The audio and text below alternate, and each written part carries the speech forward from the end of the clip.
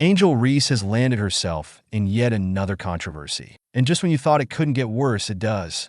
While Caitlin Clark was in New Orleans handling business like a professional, Reese was at the Super Bowl chasing clout, and it backfired hard. Instead of preparing for her next unrivaled game, where she struggles to make a simple layup, she decided the best move was to show up at the biggest sporting event of the year in a desperate attempt to steal the spotlight. Spoiler, it didn't work. Meanwhile, Caitlin Clark was out there getting her jersey retired, drawing more viewers than Reese's entire unrivaled run. The contrast between these two couldn't be more obvious. You'd think a struggling player would be in the gym locked in and improving, but not Angel Reese. Instead, she was at the Super Bowl making headlines for all the wrong reasons. Meanwhile, Caitlin Clark was focused. No distractions, no gimmicks, just business. Clark's jersey retirement ceremony attracted more viewers than unrivaled as a whole. That's because Clark is about basketball, constantly improving, breaking records, and drawing massive crowds.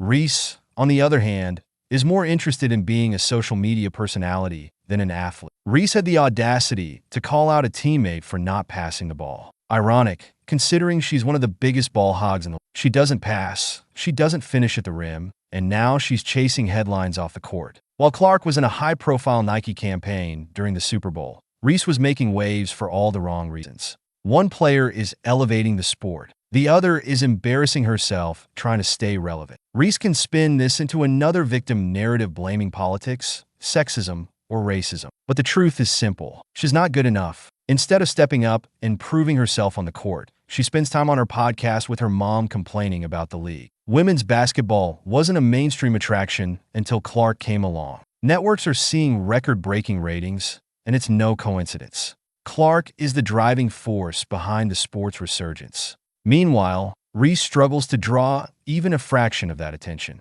And instead of improving, she complains. The WNBA isn't profitable.